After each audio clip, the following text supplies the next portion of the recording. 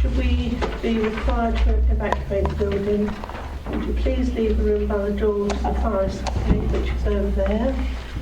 Please hold both handrails in case the stairs are wet or slippery. If anyone is unable to use the stairs, would they please allow others to exit the room before they go? So I'll be the last one to go then. I'm not walking very well.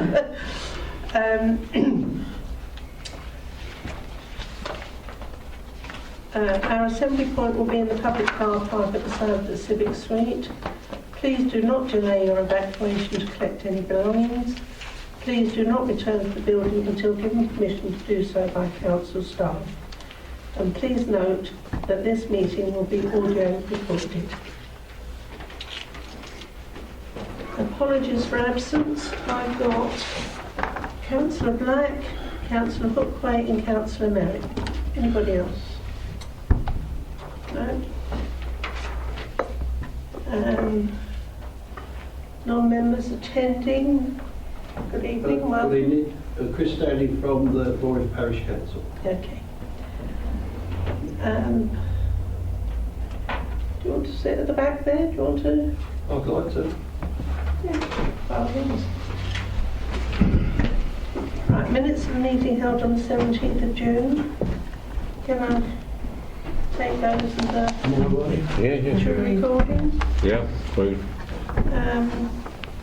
Any declarations of interest? Any questions on notice? No. Motions on notice? Right, we'll then go to item 7.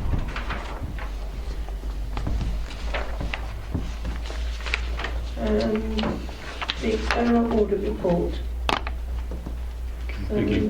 Barry's going to talk us through the report on the agenda this evening, but just wanted to say before we start to express our thanks to the finance team and to internal audit for the support and assistance we've had during the year. So thank you very much for that. I shouldn't think it's been easy this last year, has it? It's been change of staff. We're losing you as well, I understand. Yes, I mean we are coming to the end. Just saying to Denise, coming to the end of almost 17 years of being appointed to the external audit of the council, and I've been here for on and off for a lot of that time actually. But yes, it's sort of sad, but we're not quite there yet. Still got the rest of this to do, and the housing benefits claim to work our way through. But yes, it's coming towards the end, almost Right, handing over. over to you then. But anyway, over to Barry. Okay. Are we asking questions as we go or at the end? Well, can we go through each page as it comes? Certainly, yes. Yeah. Do it as a page turning exercise, yeah, no problem. So, just starting on page 1, which provides an overview of the outcome of our work. I'll just take the committee through each of the points on page 1. So, starting with independence, we're required as your external auditors to identify any potential threats to our independence as part of our planning processes. We haven't identified any this year. In terms of the status of the financial statements audit, obviously this report was drafted as at the 17th of September, so it notes there that we have substantially completed our work. On the following page, I'll just take members through the position on the items that were flagged as outstanding. As it says there, we've obtained sufficient appropriate audit evidence for the significant issues and risks identified in our audit plan. Our audit materiality was set at £700,000 and we're required to report all of what we describe as non-trivial adjustments non-trivial unadjusted audit differences greater than £25,000, and again one of the appendixes to the report highlights those. During the course of the audit, as it says there was one material misstatement that was identified relating to the incorrect classification of an investment amount as cash. That has actually been corrected in the financial statements. As a result of finalising our work, there were some other classification errors in relation to the allocation of debtors and creditors between long-term and short-term on the balance sheet. They've also been corrected. They were classification errors only, so there was no bottom line impact on the council's financial position as a result of those adjustments. There's one in-year unadjusted audit difference, which is shown at Appendix 2. This is in relation to the treatment of some grants, and again, this is only a classification error, so there is no impact on the bottom line. So as it says there, subject to satisfactory completion of our outstanding work, we anticipate issuing an unqualified, true and fair opinion on the financial statements for the year. Just moving through the rest of those points, the control environment, we didn't identify any significant deficiencies in internal control. Governance reporting, again subject to completion of our outstanding work on the annual governance statement, which is now done. The contents of that are not inconsistent or misleading in terms of our understanding of the council. The whole of government accounts, the council is actually below the threshold for the full assurance review that's required on that. So all we're required to do as the external auditors is just submit what's called an assurance statement, which effectively confirms that the council is below the threshold. We're required to do that by the 2nd of October, and I don't envisage any problems with that. And then finally on there, the use of resources. Again, we are satisfied in all significant respects that the council has put in place proper arrangements to secure economy, efficiency and effectiveness in its use of resources. However, as it says there and is detailed later on in the report, we did identify some weaknesses in relation to monitoring of certain contracts, and as we work through the report we can cover that in more detail later on. Any questions on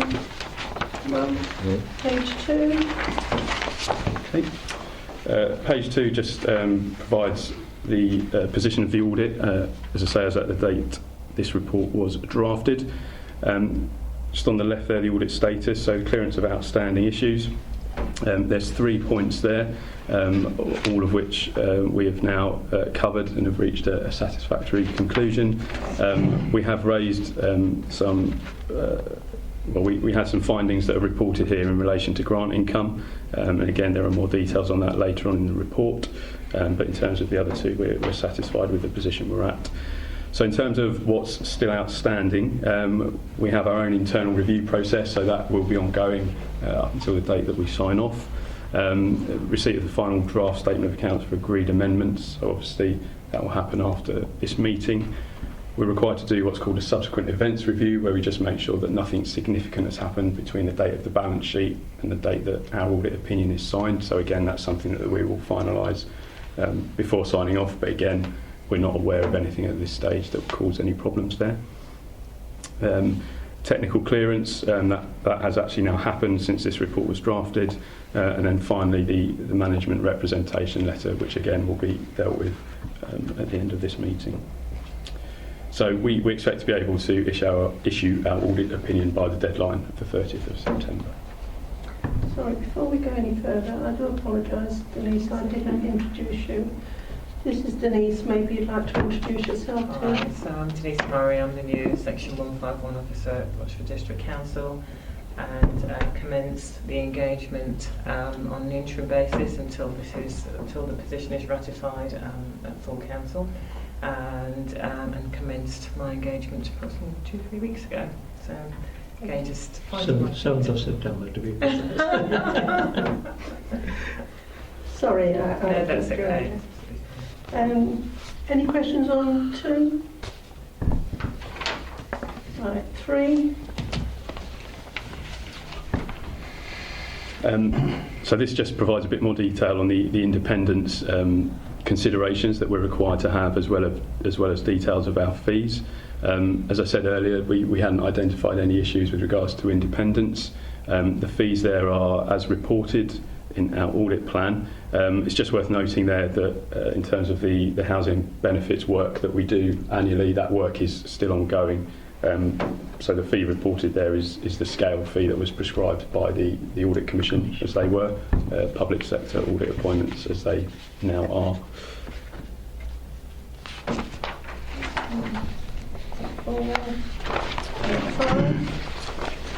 So page 5 just documents our significant audit risk areas. So when we presented our audit plan at the previous committee, we identified 2 significant risks, the management override of controls and revenue recognition, both of which are shown there on page 5. In terms of both of those, we've obviously performed the work that we intended to satisfy ourselves that there were no issues arising out of that, and I'm pleased to report we've got nothing there to bring to your attention. As part of our planning process, once we've received the draft financial statements, we do effectively do another risk assessment, because then we've got numbers in front of us that we can actually look at.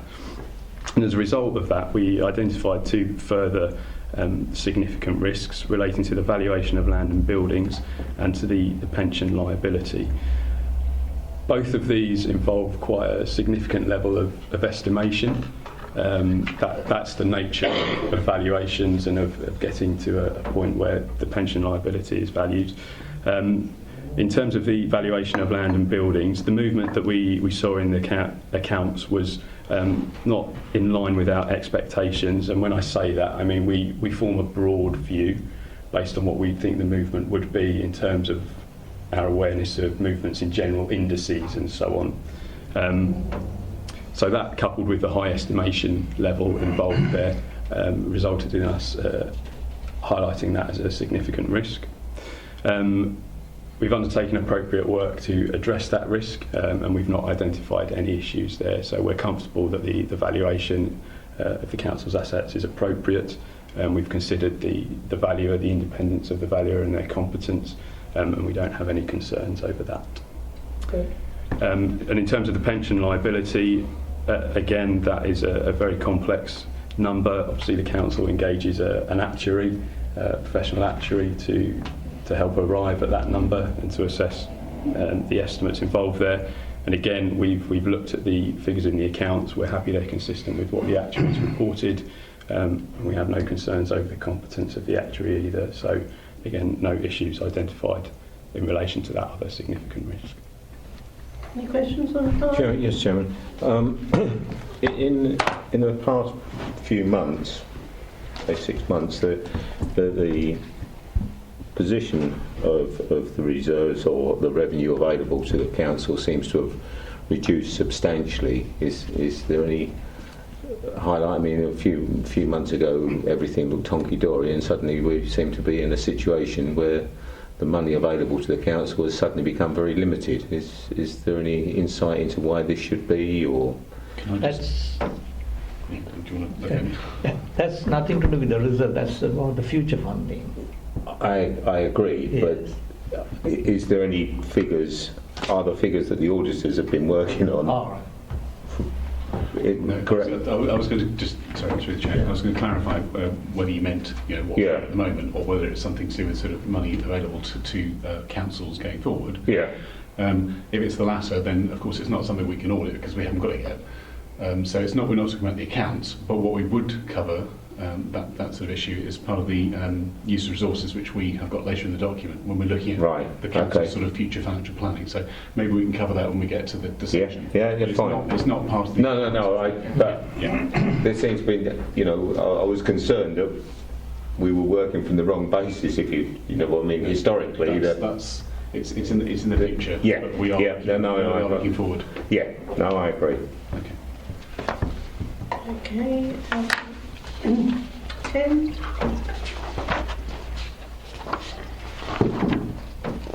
Valuation of land and buildings. Oh, we can't, that's all. 11. Chairman, could I ask, you've got some conclusions, next page, sorry. Those ones you were happy with, sorry, it's the next page, sorry, Chairman. Yeah. So this... All right, David. Yeah, no, it's the next page I want to question. Right. Okay, so this section of the report just talks about the significant accounting estimates and management judgments. So in terms of valuation of property, I've just been talking about that, and that just provides a little bit more information there on what's involved with that estimate.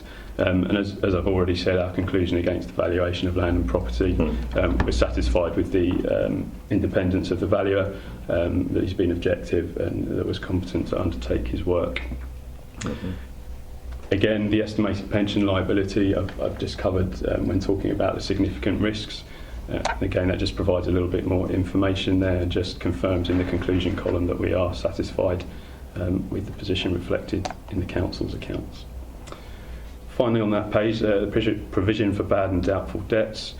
The council has a number of different categories of debtor, depending on the particular revenue stream. And again, there's a level of estimation involved there in terms of deciding to what extent it might not be possible to recover some of that debt.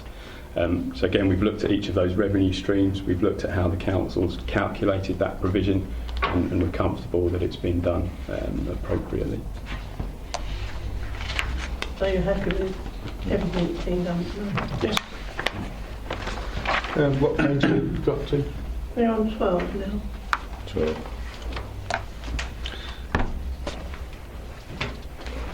Page 12 is, that's the right page, John. Yeah. Ah, 712. the 712. 712, The yes. eight. Yeah. Okay, that's why I wondered where. I thought, hello, did I fall asleep for at least 4 pages? Would you like us to stick to the page numbering in It doesn't matter now. Would we just... I'm ambivalent now, so that's okay.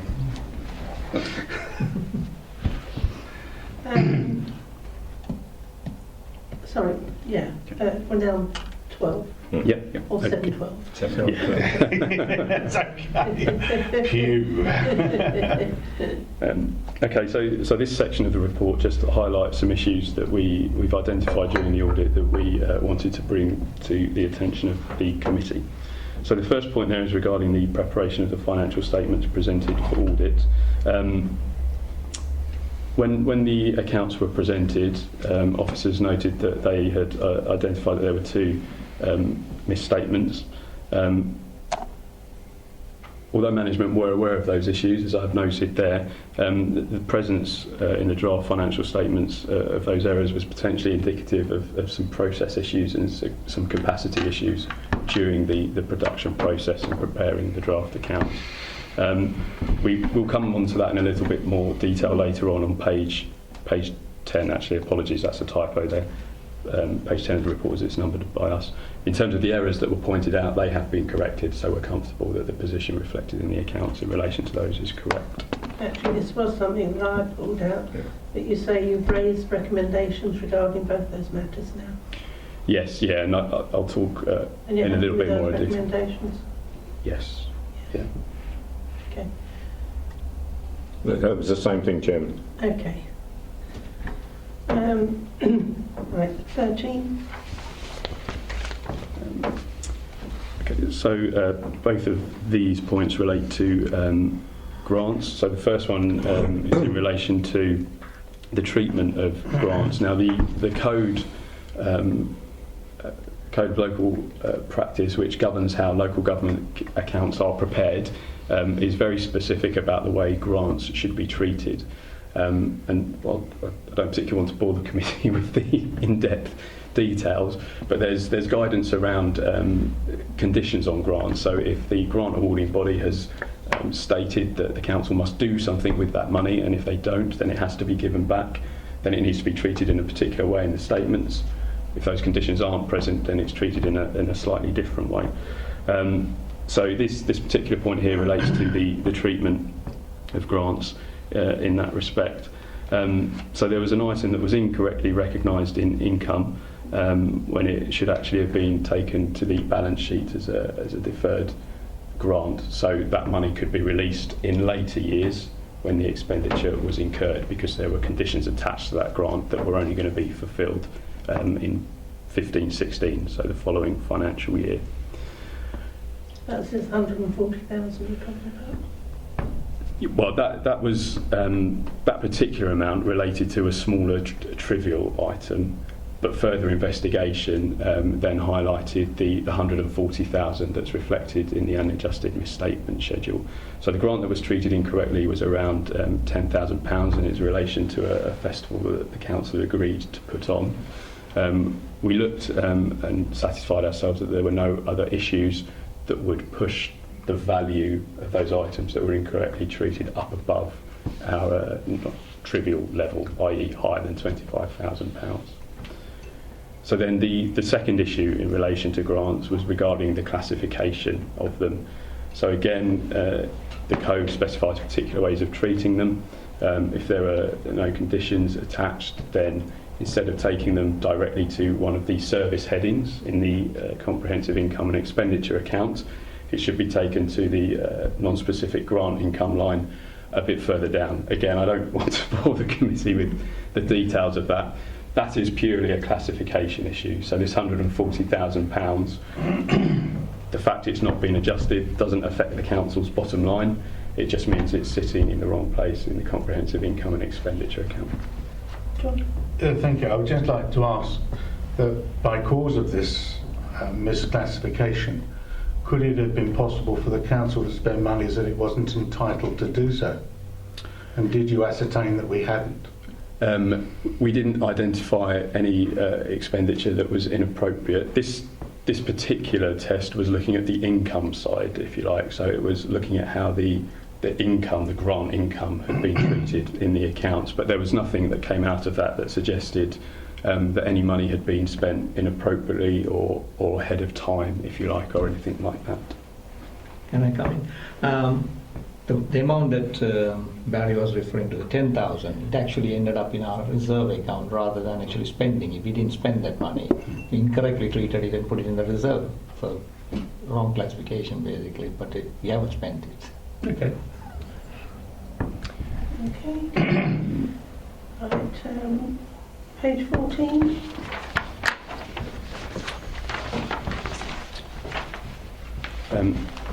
So this section of the report relates to governance matters and quality of reporting. So the first item there under financial statements preparation just provides some further details on the point I alluded to earlier regarding the production process for the accounts. So we were given a draft set of statements for audit on the 7th of July. That set of statements wasn't what we deemed to be complete in terms of there were some incomplete notes, there were some notes that were still in a very draft format, so i.e. they weren't really auditable because we knew they weren't in the final position effectively as far as officers were concerned. It's also worth noting that the deadline for providing a draft set of accounts to the auditors is the 30th of June, and that deadline was missed. We were provided with it 7 days late. Now, in terms of, obviously we're reporting this to you, there's no direct impact of that on our opinion.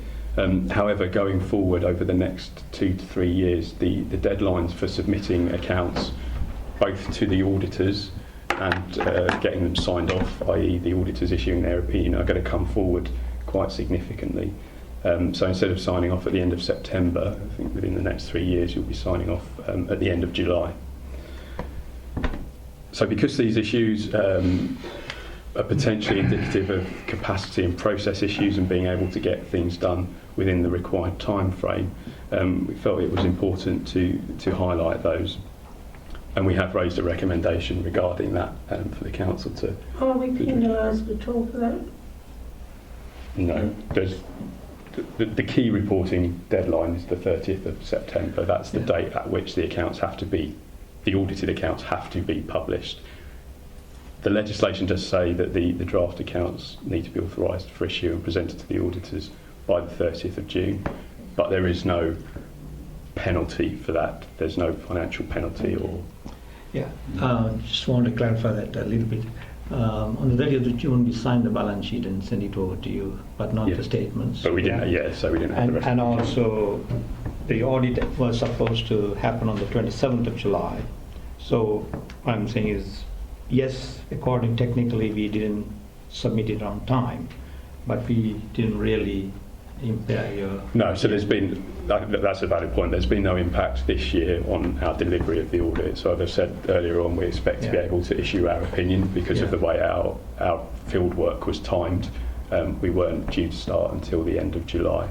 So yes, that's a valid point. The other thing is we didn't actually do any entries after signing the balance sheet, only after the audit. The two items that we have already identified and indicated to you that has to be done. Other two adjustments we did after the audit was completed. But in future we do need to be prepared 2 months earlier. Yeah. Can I just John? Chairman, did this have any impact upon the field work that you had to undertake, and did it impact on the cost to the council?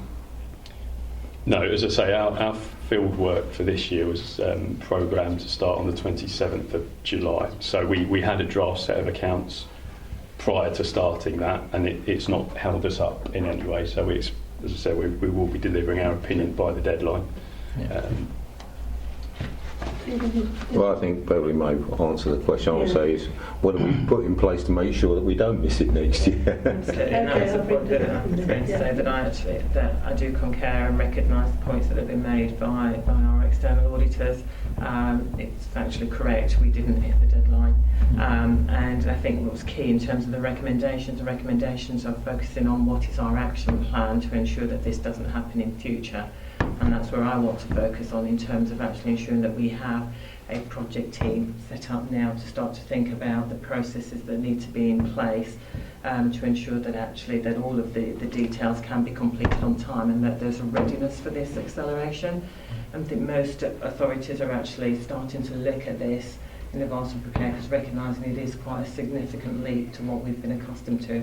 And we're proposing to put all of that in place. So I think that there wasn't, personally I didn't disagree with any of what you commented, and we're going to take action to make sure that we're in a better place in the future. Okay, you want to come back, John? Thank you, Chairman. I'm pretty pleased to hear that. That's what I expected to hear anyway. Will this project team be reporting to this committee or another committee, or just to a portfolio holder? Well, I'd hope that we'd actually come up with an action plan that will bring to yourselves to actually review as well, so that we can actually clear what are the processes. But I think what we need to clear on where are the potential bottlenecks, where are the potential issues, are there any systems that need to be looked at, and then we'll come up with an action plan that we'll probably bring back to this meeting. Okay, thank you.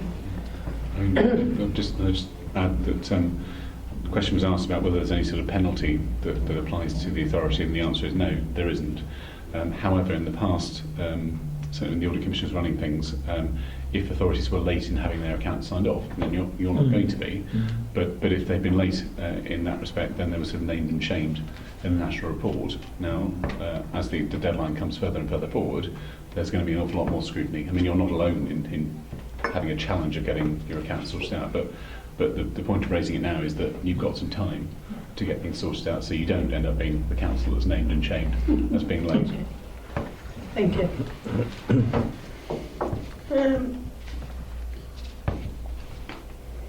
Anything on 15?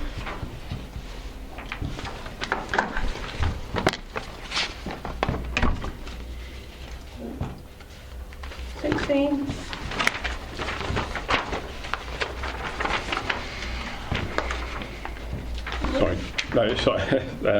This is the use of resources section of our report. So page 16 just describes the work that we've done and what we look at, and then the following pages provide the detail behind that. 17? So this looks at the financial resilience element of our use of resources work, the other one being challenging economy, efficiency and effectiveness, which follows. So we'd identified financial resilience as a significant risk in our audit plan. The reason being that local government generally is obviously facing quite significant financial pressures at the moment, and has been for a number of years, and it doesn't look like they're necessarily going to disappear in the near future, probably less so since May. So that was the reason behind identifying it as a significant risk. In order to address that, what we've done is we've looked at the Council's medium-term financial strategy. We've considered the assumptions that have been applied in arriving at that medium-term financial strategy. So this covers the next 5 years, and it's the one that was presented to Council earlier in the year. So as part of looking at that, we've identified the savings, so that the Council needs to make £1.6 million of savings over the next 5 years. We've looked at what the Council's doing to address those.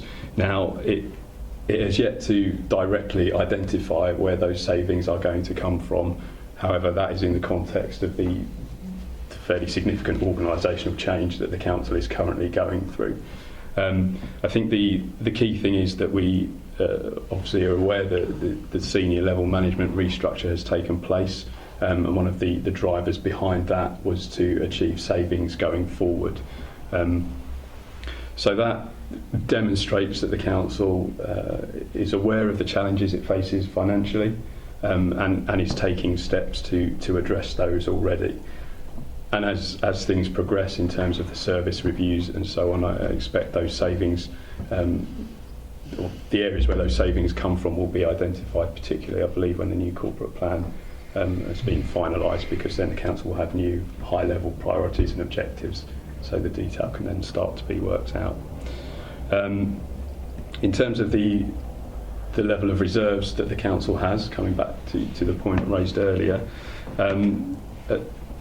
as at the balance sheet date for this set of accounts, the reserves were about £800,000, just over, with earmarked reserves of around the £2 million mark, I believe. So earmarked reserves are fairly consistent with what they have been in previous years.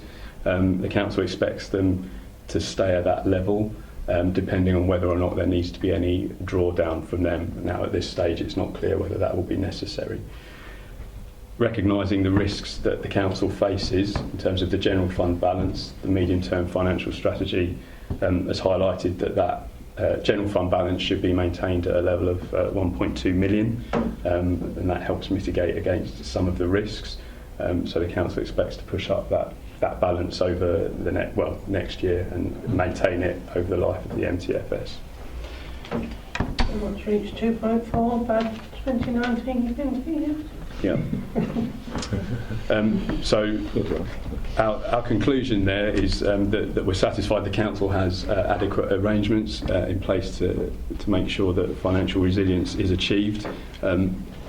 However, that is obviously in the context of the ongoing pressures, but in terms of our conclusion this year, we haven't identified any issues on the financial resilience side.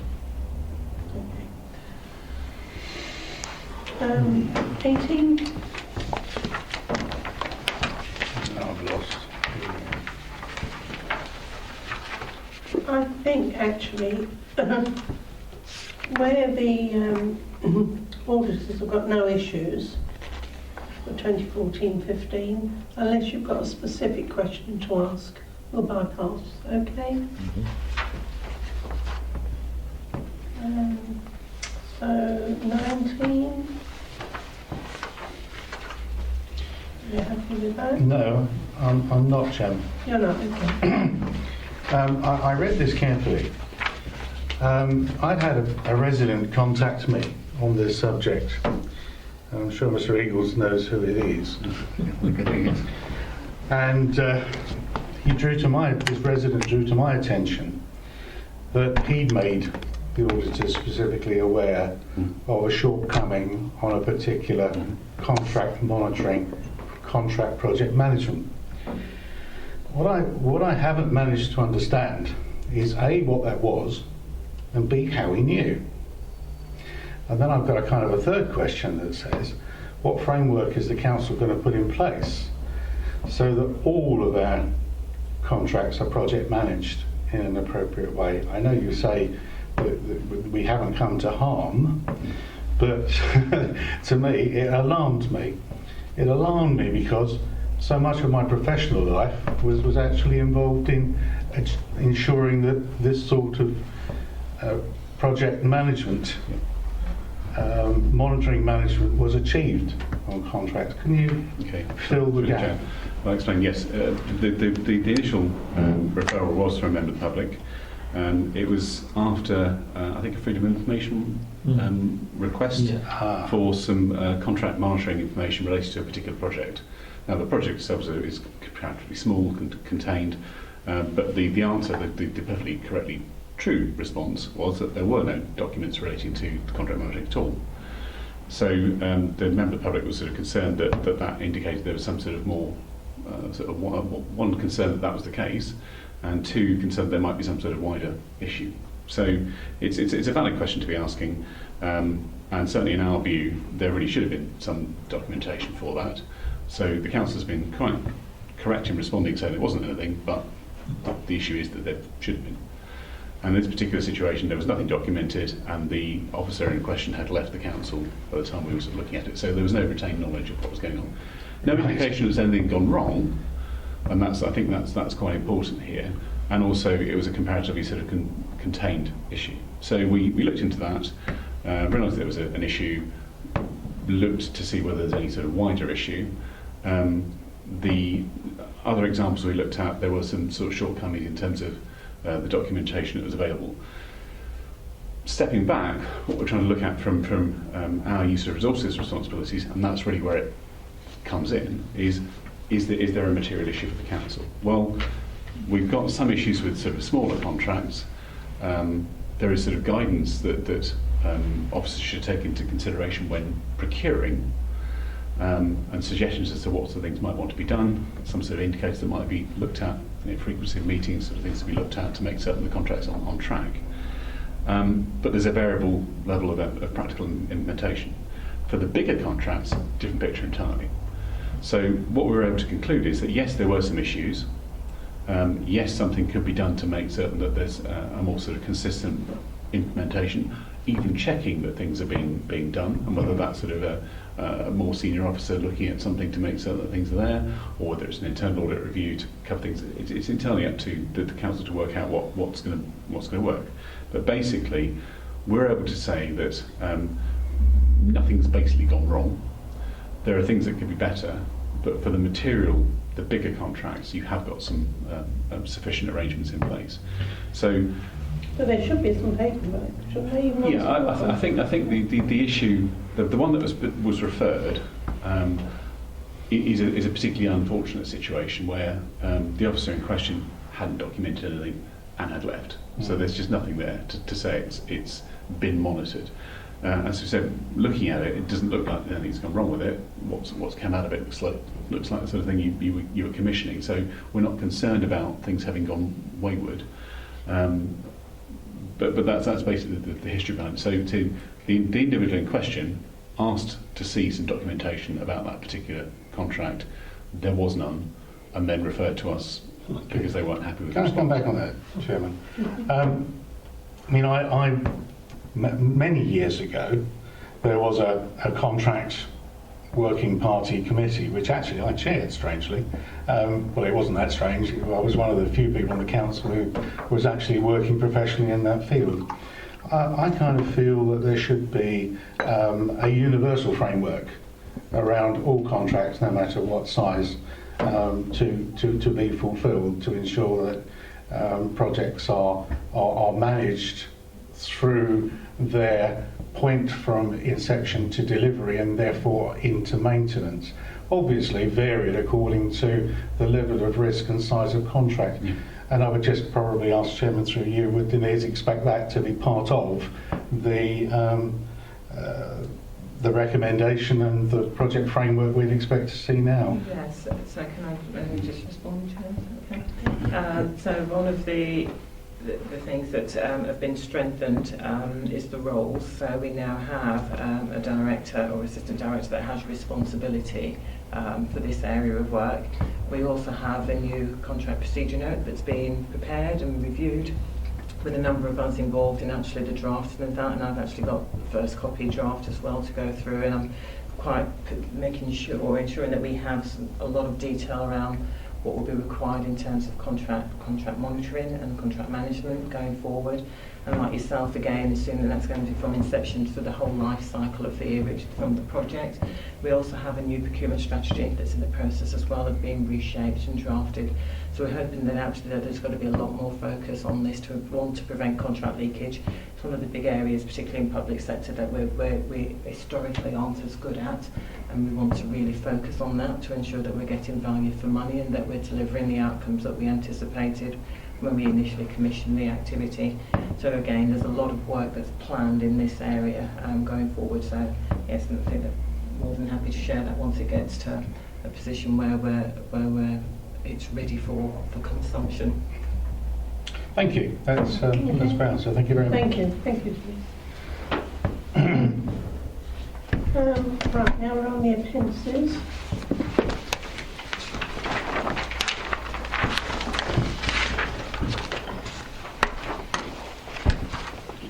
Any questions on Appendix 1? Please come in, won't you? Very good. Appendix 2? It's probably just worth on Appendix 2. So this is the audit differences that have been identified, and the key element of that is the unadjusted audit differences in the table there on page 23. So just to quickly talk members through that, there's not that much on there. There's only two items, two numerical items, and then there's two disclosure matters. In terms of the numerical items, the £140,000 will be familiar from our discussions earlier on regarding the classification of grant income. As I said at the time, that is purely a classification issue, so there's no impact on the surplus or deficit. The top one there in relation to the impairment of the South Street depot, as it says just above that, that is actually a prior year misstatement. So we are required to bring those into this schedule if they have an impact on the current year. So this related to an impairment of the South Street depot that was identified last year but wasn't actually booked last year. Instead it was booked this year. So that meant effectively last year's expenditure was understated and this year's expenditure is overstated. So while we report the potential impact of that on the in-year financial performance, i.e. the surplus or deficit on the provision of services, that £54,000 does not have any impact on the year-end position, as is reflected in the table underneath. There's no impact on the general fund balance. So I just wanted to highlight that and take the members through that. Right, Appendix 2, this is 23 30.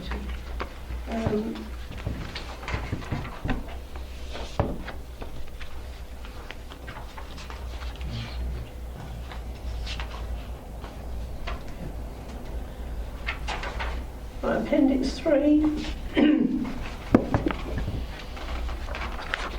Are you happy with that one? Appendix 4.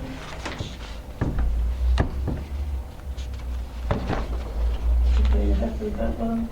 Please stop me, anybody, if there's a question you want to ask. This is where your recommendation on some of the things that you have mentioned. Yes, it is. It's where we've captured some of the actions that we're proposing to address some of the weaknesses that have been identified. Yeah. Appendix 5.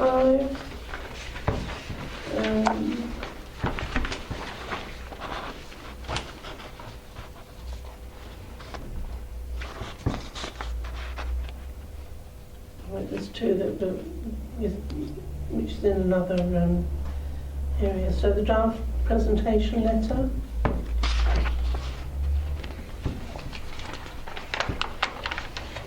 You all happy with that?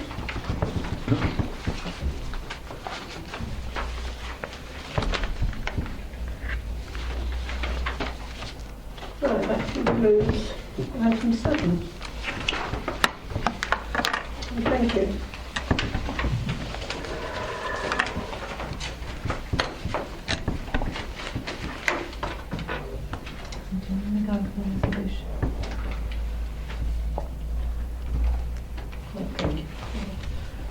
Recommendation. It is proposed that the committee resolves 1. That the report be noted and that implementation of any action plans be reported through the audit process.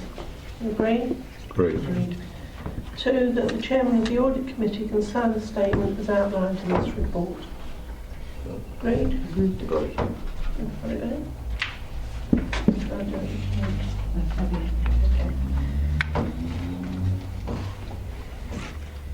Right, so we'll now go on to item 8. Financial statements. Then shall I go through it? Yeah. Right. Most of the stuff in this financial statement is already presented in some committee or some earlier forum. But just to go through it, the main highlight is actually on 1.3, which is shows our current position in terms of general fund. We earlier predicted in one of the reports, the medium-term financial strategy, I think it's the original one, which is the February presentation. We said that we will draw down 233,000, but actually we managed to draw down only 188,000. That is purely because of the restructure, the redesign of the management structure. We had a excessive expenditure in the year that is gone by, which will deliver about £750,000 saving in the new year. Right? Mm-hmm. So that's the cause of that. And then moving on to 5.3, showing our performance in terms of surpluses and deficits during the year. I must admit, when I read this, redesign of senior and middle management incurred a one-off redundancy of 671,000. Yeah. I thought that was for one person's redundancy. Yeah. But later on, Right. I'll see what it is. It's 12 people. Yes. I thought somebody's done well there with their redundancy. It's 12. But it's later on in the... Yeah, that's right. The statement. Let's see what that is. We had some additional income of 469,000 which we didn't budget. That helped us to meet some of the redundancy costs. And we had a salary savings of 336,000, which was because we didn't fill the vacancies straight away. We prudently managed the vacancies. And as John said, we had £671,000 one-off redundancy costs for 12 staff. The fees, planning fees, pre-application fees, windmill licensing fees and recycling disposal, we had a surplus on those ones. We had we didn't meet the income targets on the building control, car parks and local land charges. It's interesting in car parks actually. I'm wondering if people are still just putting in their pound, which is what we said at the beginning, didn't we? Yeah. Car park charges going up. Yeah. Most people did pay £1 for a car parking charge. Yes. And they very likely still are doing that. Yes. I mean, we generate over £1 million worth of income on car parks, so just to put it into perspective. The other important issues to highlight is we had a 1.3 million capital spend, but we managed to only spend 900,000. But that doesn't mean that we have stopped the spending of the 1.3 million. It was rolled over into the new year to continue on those projects. The reserve statement tells you that we started with 2.1 million, ended up with 1.7 million. We had to draw down nearly £374,000 just as a one-off, which will be paid back this year to meet the triennial valuation of pension deficit, not to allow the deficit to grow. So every 3 years we look at the deficit figure and contribute the employer's contribution. That was 1.9 million. So we managed to meet most of it, and we only had to draw down 374 from the reserve to pay it in advance, which we will pay back this year. I don't understand that. You don't understand that. Sorry, Right. Chairman. Right, 1.9 million was a 3-year deficit that was That's like the employer's contribution. That's right, the employer. Yes, yes, got that. Every 3 years we had to top up the pension fund to make sure the deficit doesn't grow. So in order to meet that cost, we have to find the money from somewhere. So it'll be over a 3-year period, but we had to pay it in advance to make some savings. So the savings is around about 60 to 70,000 pounds if we had paid it in one lump. So we decided to pay it as one lump sum. And in order to do that, to meet that cost, we had to draw down some reserve money to pay it in advance. And then we budget it in the current year. And the current budget will pay back into the reserve. Yeah. Okay. Right? Got it? Yes, you went to the shops and we got something Yeah. cheaper because Yeah. we bought it now. Yeah, right. Yes, I understand that. Yeah. Yeah. That concludes the financial statement. So the detailed statement is there. If you have any specific questions, I'd love to answer those ones.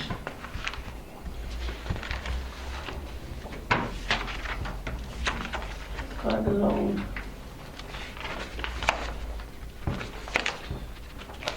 Chairman, just to remind me, I suppose, these financial statements will go to full council. Is that Yes. correct? Is it October? No. The audit committee approves it. The chairman of the audit committee approves it once it's in order. Sorry? I'm saying if you are happy with the financial statements, you will be signing it off. Right? So we Yes. we're the ones. The audit committee. Yeah. Right, so this is why I asked the question, Chairman. So the only councillors who will actually approve Yeah. this financial statement are those who are here present. Absolutely. Yeah. Happy with that? I don't know yet, still thinking. No pressure then.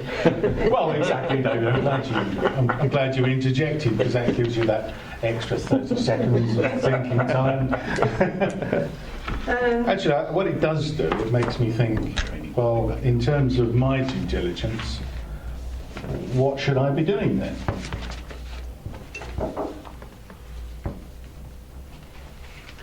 Well, going by questions and that, I can see that you do read all the Oh, I do, yes. come before you. Sorry. No, I just thought it was probably just worthwhile mentioning that actually the full statement in its entirety has been subject to audit by the external auditors, and that's really in some ways to give us assurance of their appropriateness and their accuracy, which as well, and the findings from that review is the ones that we've just discussed in the earlier report. I'm glad you said that because that was where I was relying. I was relying upon all of these disclosures and discussions leading to this, to which most of us already knew.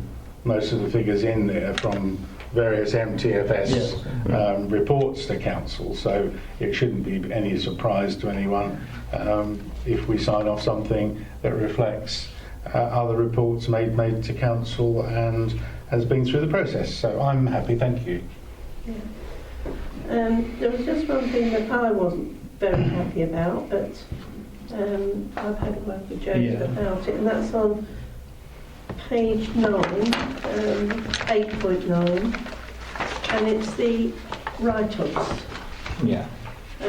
which have gone up considerably this year, from 2013-14 to 2014-15.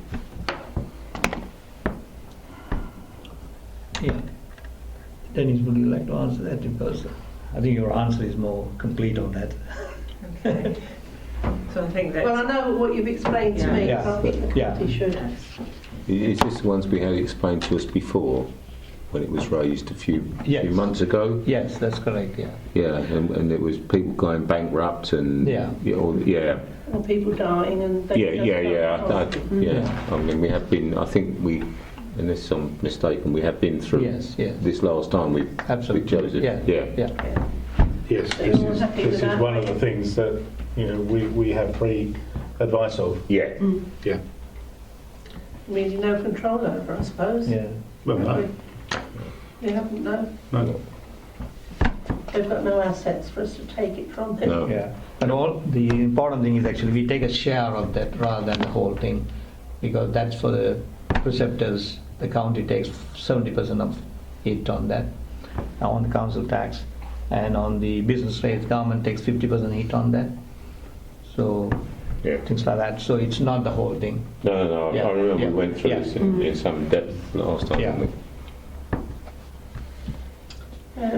Right, on page 12, it's just a clarification actually. The very top figure there, which is 35 million, I take it, 702,000. Yeah. I take it that's for buying the new lorries and that, is it? No. Oh, okay. That's the whole assets, the entire asset portfolio of the council, including the vehicles, including the properties we own, and the equipment, furniture, and so on and so forth. The whole asset register is Oh, that, okay. yeah. And the dust carts. And the dust carts. Yeah. You have a detail, to some extent, the detailed breakdown between the various categories on notes 12, which is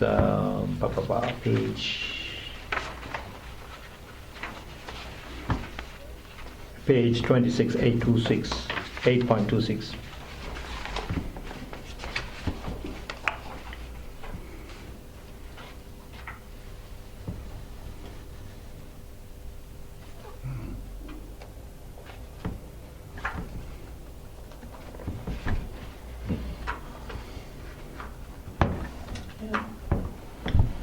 So as Barry said in his risk assessment, the two big items on the balance sheet on 812 is actually the property, plant and equipment and the pension figure, which is 27,830. So they have satisfied themselves to what arrangements we had in terms of valuing those numbers. Okay. Yeah.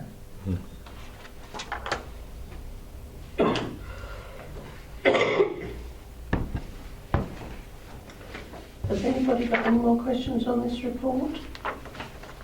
Or do you want to go through it page by page? But there are 66 pages. That was a very persuasive way of putting it. I didn't twist anybody's arm. No, I think the fact that, as it's been pointed out, it's been audited, that is the Yeah. basis. Right. That's Yeah, it's worth mentioning the 140,000 Barry was mentioning about the grant income. On page 811, what it means is actually we should have shown it as part of the 11,388 net figure. Sorry, I beg your pardon. We showed it as part of the 11,388 net figure, which is on your right-hand further column, the last column, net expenditure, Yeah. 11,388. We showed it as part of that, but correctly speaking, we should have shown it as part of the taxation and non-specific grant income, which is the 11,973 figure. So instead of showing it on the top, we should have shown it at the bottom. But it doesn't change the total figure of 1,569 either way. Okay. Yeah. Right, so has anybody got any more questions on that? It's quite a long report, thank you, David. Could I ask, Took me ages to read through that one, sorry. sorry, Chairman, can I ask a procedural matter? Presumably this is now signed with the resolution we take here. The public have an opportunity to question these accounts? They've had that. They had, yeah.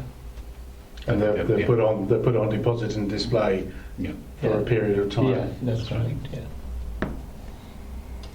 Okay, well the recommendation is, one, that the financial statements be approved and signed by the chairman. Are you happy for me to do that?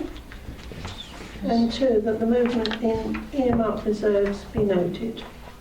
Yes, fine. Okay. I'm sorry, I'm going to have to ask you to leave now Certainly. because Yeah.